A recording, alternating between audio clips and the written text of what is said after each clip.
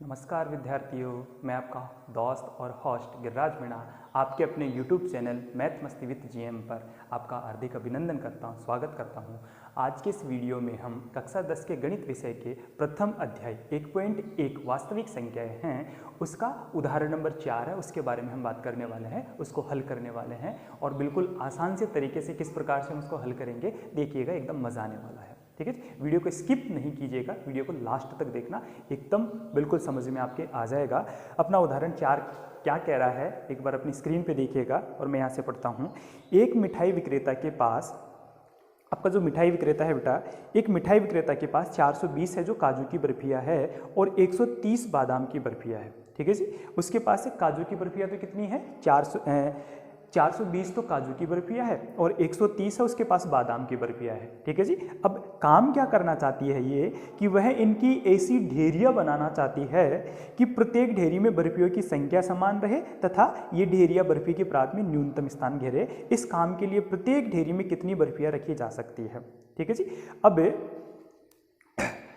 जो दुकानदार है वो ऐसा काम करना चाहती है कि बर्फी की ऐसी ढेरियाँ बनाना चाहती है कि प्रत्येक ढेरी में बर्फियों की संख्या भी समान रह जाए और दूसरी स्थिति कि परात में स्थान भी कम घेरे। अब स्थान कम घेरना है, सुनिएगा, स्थान कम घेरना है। ऐसी स्थिति में या ऐसे पदों के लिए हम हमेशा HCF ज्ञात करते हैं। ऐसा क्यों करते हैं कि अपना HCF क्या कहता है, सुनिएगा, कि किन्हीं दिए गए जो कोई भी आपके दो पूर्णांक है, दो पद है, दिए गए कोई भी आपके दो धनात्मक पूर्णांक है, दो पद है, उनकी जो अभाज्य गुणनखंड होते हैं ना, तो उभयनिष्ठ घात वाला जो आपका अभाज्य गुणनखंड है या अभाज्य गुणनखंड लिए जो उभयनिष्ठ घात वाले पद है, उनके जो गुणनफल है उनका मान होता है HCF होता है। तो उस स्थिति के लिए इसमें जो 420 आपके काजू की बर्फी है और 130 जो बादाम की बर्फी है बेटा, तो इनके लिए जो ऐसी ढेरी में कितनी बर्फियाँ रखी जा सकती है,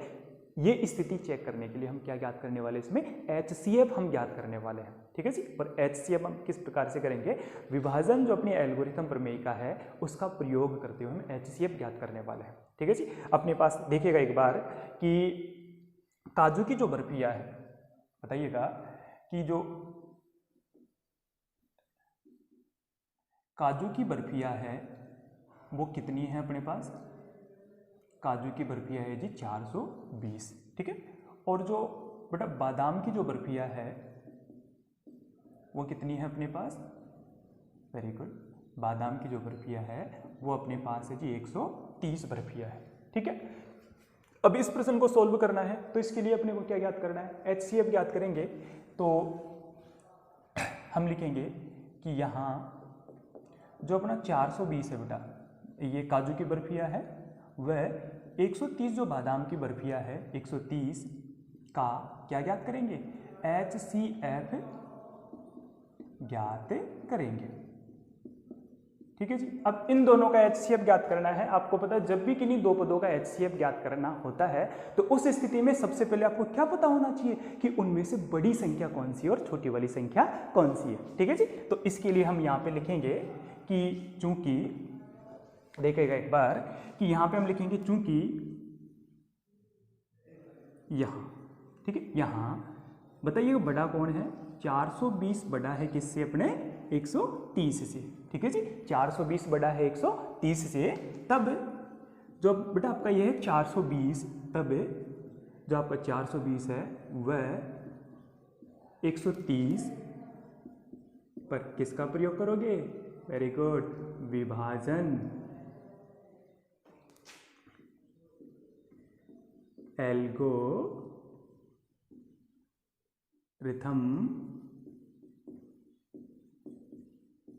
प्रमेय का प्रयोग करने पर।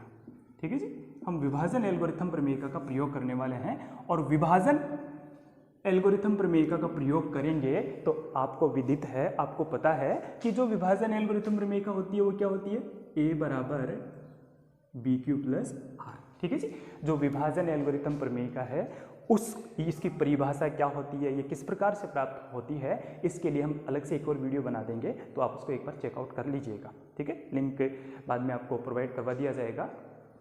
तो देखिएगा कि यह आपकी विभाजन एल्गोरिथम प्रमेय का है बेटा। ए बराबर बी क्यू प्लस आर। ए आपका भाज्य है, बी आपका भाजक है, क्यू आपका भागफल होता है कि भाग कितनी बार गया है, और आर आपका क्या हो जाता है, शेषफल हो जाता है। ठीक है जी। तो यहाँ पे रखेंगे भाज्य के रूप में, सबसे बड़ी वाली संख्या उसको एक ही जगह पे रखेंगे, भाज्य के रूप में रखने वाले हैं। तो हम इसमें क्या लिखेंगे बेटा, हम लिखेंगे 420 बराबर 130। 420 बराबर कितना लिखा हमने, 130। अब करना क्या है कि जो 130 है ना आपके पास, इस 130 का 420 में भाग लगाना है बेटा।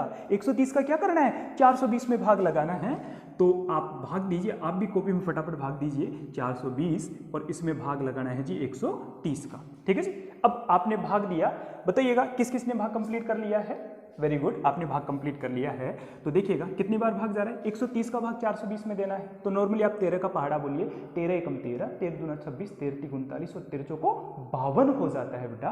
52 तो ये 42 से ऊपर गया, मतलब 420, 520 420 से ऊपर गया। इसका मतलब 13 ती 39, मतलब 3 बार इसका भाग जाने वाला है, और 13 ती 39 मतलब 390 आपको मिलने वाला है। ठीक है जी। आप इसको घटा दोगे, यहाँ से कितना बचेगा, देखिए 0 में से 0 घटाया गया है, तो यहाँ से मिलेगा आपको 0, और 2 में से आपको 9 घटाना है, जो कि घटेगा नहीं। इसका मतलब इधर से 2.5 लेना है। 4 से 2.5 लिए तो कितना हो गया ये 12, और 12 में से 9 घटा दिए तो कितने बचेंगे बेटा, यहाँ पे 3 बच जाएंगे। यहाँ पे रहा 3, 3 में से 3 गया तो कितना रहेगा, 0 रह जाएगा। ठीक है। शेषफल कितना रहा जी आपके पास, 30 शेषफल रहा।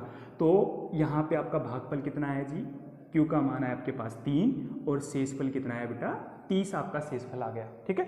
अब जो विभाजन एल्गोरिथम प्रमेय का है, वो उसके माध्यम से अपने को ज्ञात करना है। तो ये क्या कहता है कि जिस स्थिति में आपका शेषफल 0 मिल जाएगा, वहां पे जो आपका भाजक होगा बेटा, वो भाजक ही आपका क्या कहलाएगा, HCF कहलाएगा। वो भाजक ही क्या कहलाएगा, HCF कहलाएगा। ठीक है जी। तो यहाँ पे तो देखो शेषफल 0 आया नहीं, और जब शेषफल 0 नहीं आता, जिस स्थिति में भी शेषफल 0 प्राप्त नहीं होता है, उस स्थिति में अपने को आगे वापस से विभाजन एल्गोरिथम प्रमेय का प्रयोग करना होता है।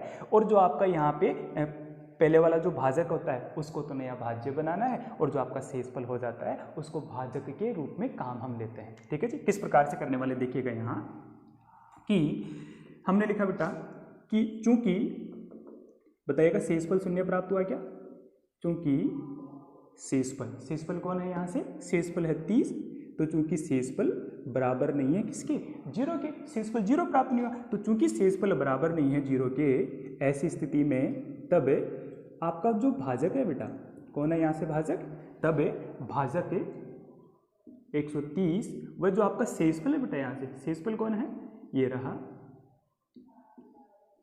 शेषफल 30 पर, है ना। 30 पर क्या करेंगे हम लिखने वाले हैं, आप भी बोलिएगा, विभाजन किसका प्रयोग करेंगे, एल्गोरिथम प्रमेय का। वेरी गुड, विभाजन एल्गोरिथम प्रमेय का। ठीक है जी। विभाजन एल्गोरिथम प्रमेय का क्या करने पर, प्रयोग करने पर। ठीक है जी। अब विभाजन एल्गोरिथम प्रमेय का हम प्रयोग करेंगे बेटा, तो यहाँ पे जो भाजक है वो तो अपने भाज्य का रूप ले लेगा, ए का रूप ले लेगा, बराबर जो अपना शेषफल था वो अपने भाजक का रूप लेगा। अब बताइए 30 का भाग वापस से किस में देना है, 130 में देना है। तो फटाफट से रफ कॉपी निकालो और फटाफट से भाग लगाओ इसका। हाँ जी, आप ही से कह रहा हूँ, हाँ आपसे कह रहा हूँ कि 130 में फटाफट आप किसका भाग लगाओ, 30 का भाग लगाओ। रफ कॉपी निकालो, आपके साथ में मैं भी करता हूँ। तो देखिएगा 130 है और इसमें भाग देना है अपने को किसका, 30 का भाग देना है। ठीक है जी। किस किस ने कंप्लीट किया भाग, वेरी गुड, आपने भाग कंप्लीट कर लिया। तो देखिएगा कितनी बार गए यहाँ से, 30 का पहाड़ा हम बोले, 30 एकम 30, 30 दूना 60, 30 तिया 90 और 30 चौके 120 और 30 पंजे कितना हो जाता है, 150 हो जाता है। अपना भाग कितनी बार गया जी, 4 बार भाग गया। 30 का भाग इसमें दिया तो 4 बार गया, और 4 बार भाग देने से कितना है जी अपने पास यहाँ पे 120, और शेषफल कितना रह जाएगा यहाँ से, 130 में से 120 घटाएंगे तो 10 शेषफल अपना रह जाएगा यहाँ पे। ठीक है जी। तो बताइएगा भाग कितनी बार गया, भाग गया अपना 4 बार, और शेषफल कितना रहा जी यहाँ से, शेषफल रह गया अपना 10 शेषफल रह गया। अब वापस से आप इसका शेषफल चेक कीजिए। हमने यहाँ से शेषफल चेक किया बेटा, इसका शेषफल हमने देखा तो जैसे हमने शेषफल प्राप्त किया तो अपने को 10 मिल रहा है, ठीक है। और विभाजन एल्गोरिथम प्रमेयिका की सहायता से जब भी या यूक्लिड विभाजन एल्गोरिथम का प्रयोग करते हुए जब भी हम क्या ज्ञात करते हैं, HCF ज्ञात करते हैं, उस स्थिति में शेषफल शून्य आना अनिवार्य है। और शेषफल शून्य होगा उस स्थिति में जो आपका भाजक होता है, जो B का रूप होता है, वही कौन होता है, आपका HCF होता है, ठीक है जी। तो यहाँ पे शेषफल शून्य नहीं है, तो ये वाली स्थिति वापस से यहाँ पे रिपीट करनी है। तो आई होप, मैं आशा करता हूं कि आप इस स्थिति को समझ पा रहे हो कि जब जब शेषफल शून्य नहीं मिल रहा है तो उस स्थिति में अपने को क्या करना है, ठीक है जी। अब आप बोलोगे और मैं लिखूंगा, जी बोलिए। सबसे पहले क्या लिखना है, हम लिखेंगे चूंकि, वेरी गुड, शेषफल ऐसे कैसे, 10 की जगह अपने को लिखना है, सॉरी 30 की जगह अपने को 10 लिखना है, क्योंकि शेषफल 10 बराबर नहीं है किसके, 0 के। जो 10 प्राप्त हुआ है वो 0 के बराबर नहीं हुआ है, ठीक है। तब आप लिखोगे यहां से भाजक कौन है जी अपना, इस वाले पद में भाजक कौन है, 30, व जो शेषफल है बेटा आपका, शेषफल कौन है यहाँ से, शेषफल है आपका 10, ठीक है जी। भाजक 30 और शेषफल आपका 10 है, तो इनके लिए विभाजन एल्गोरिथम प्रमेयिका का प्रयोग करेंगे। तो के लिए किससे, विभाजन एल्गोरिथम प्रमेयिका से, ठीक है जी, प्रमेयिका से या प्रमेयिका का प्रयोग करने पर, ऐसा हम लिख सकते हैं।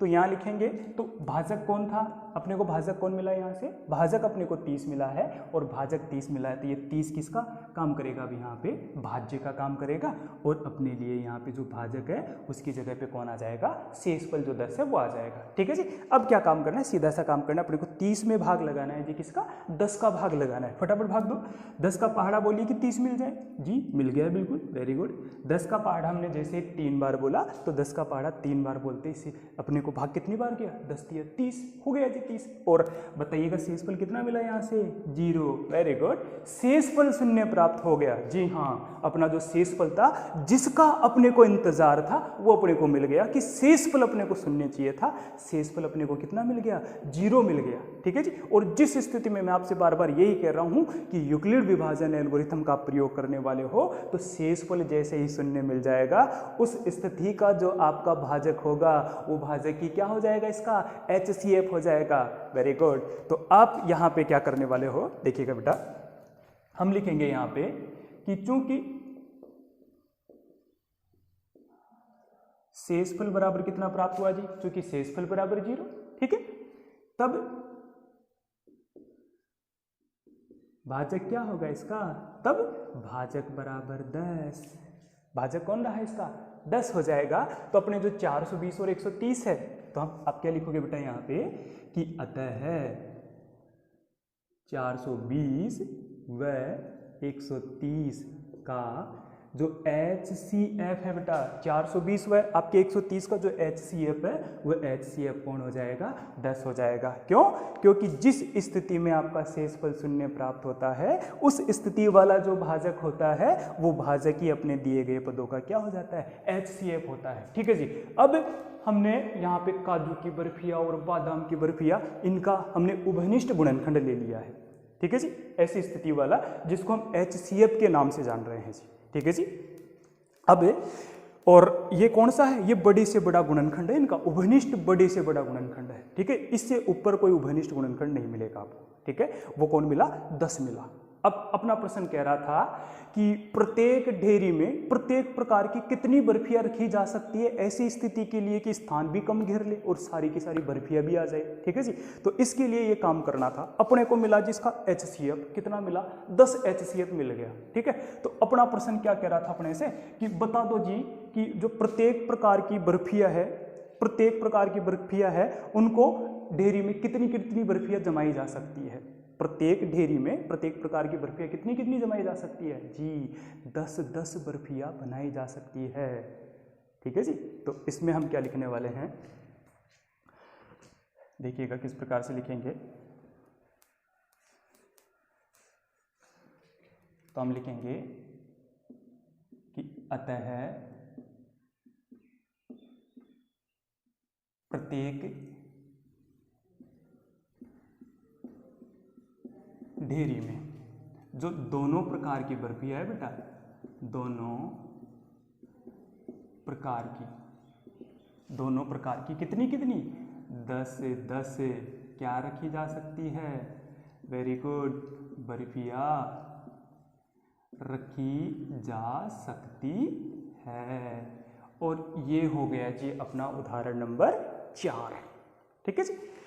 किया हमने किया कि प्रश्न अपना कह रहा था कि ऐसी ढेरियाँ बनाओ कि सारी की सारी बर्फियाँ भी रखी आ जाए, इसकी भी बर्फियाँ उसमें आ जाए, समान रूप से रखी जा सके, कि जो अपने काजू वाली बर्फियाँ है उतनी की उतनी एक ढेरी में जितनी काजू की रखोगे उतनी की उतनी अपने बादाम की बर्फियाँ भी रखी जानी है। ठीक है। और दूसरी स्थिति कि वो स्थान भी कम घेरे। ऐसी स्थिति प्राप्त करने के लिए हमने क्या किया कि हमने HCF का सहारा लिया कि एक HCF ही ऐसा है जो इस प्रश्न को संतुष्ट कर सकता है। ठीक है जी। इसका हमने क्या ज्ञात किया, यहाँ से HCF ज्ञात किया 420 और 130 के लिए हमने ज्ञात किया जी कौन था, वो 10 था, जो दोनों का बड़े से बड़ा उभयनिष्ठ गुणनखंड अपने को मिला, वही आपका HCF होता है। ठीक है। तो हमने क्या कह दिया कि जो प्रत्येक ढेरी बनाएंगे ना हम बर्फियों की, है ना, न्यूनतम जगह घेरनी है, तो प्रत्येक ढेरी में जो प्रत्येक प्रकार की जितनी भी ढेरियां हम लगा लेंगे, परंतु प्रत्येक ढेरी में दोनों बर्फियों में से कितनी कितनी बर्फियां हम रखने वाले हैं, 10-10 बर्फियां हम रखने वाले हैं। और यही अपना क्या हो गया जी, आंसर हो गया। ठीक है, कि प्रत्येक ढेरी में कितनी बर्फियां रखोगे आप, दोनों प्रकार की 10-10 बर्फियां रख सकते हो। 10 बर्फी, एक टाइप की 10 बर्फी, दूसरी टाइप की भी 10 बर्फी आप रख सकते हो। ठीक है जी। तो हो जाए इसका स्क्रीनशॉट, लीजिएगा स्क्रीनशॉट।